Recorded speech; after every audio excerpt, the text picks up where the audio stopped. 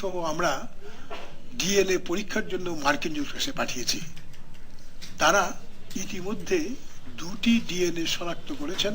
এই 2টি ডিএনএর সাথে এখানে যারা অপরাধী হিসেবে সন্দেহভাজন কিংবা সংশ্লিষ্ট থাকতে পারেন তাদের মিল আমরা খোঁজার চেষ্টা করছি। এই কাজটা কিন্তু দুরূহ কাজ।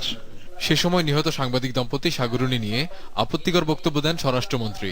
রহস্যের কথা আমি আপনাদেরকে বলি, সেটা হলো এই দম্পতি এমন জীবন যাপন করতেন যা সম্পর্কে নানা রকম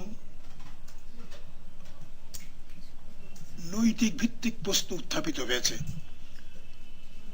আমরা ওই মেঘের ভবিষ্যৎ চিন্তা করে এই সম্পর্কে কোনো বিস্তারিত বিবরণ বাইরে বলি না, এবং যে পুলিশ তদন্ত করছে তাদের কাছে আমার সুস্পষ্ট নির্দেশ যে যারা চলে গেছেন তো গেছেন, কিন্তু এই ছেলেটি আমাদের দেশের নাগরিক, ভবিষ্যতে সে যেত মাথা তুলতে পারে এবং নিজকে বিকশিত করার পূর্ণাঙ্গ সুযোগ পায়, সেই স্বার্থে আমরা এটা যথাসম্ভব গোপন রাখব।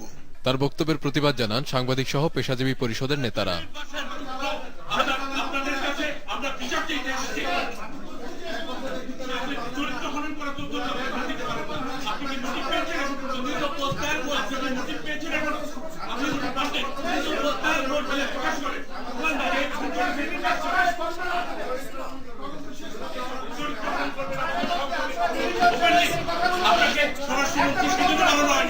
আমাদের সহকর্মী চরিত্র হনন করবেন আপনি।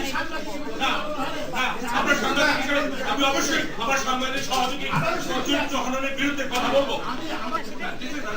পর্যন্ত পুলিশকে বলে আমাদের বিরুদ্ধে শক্তি বলে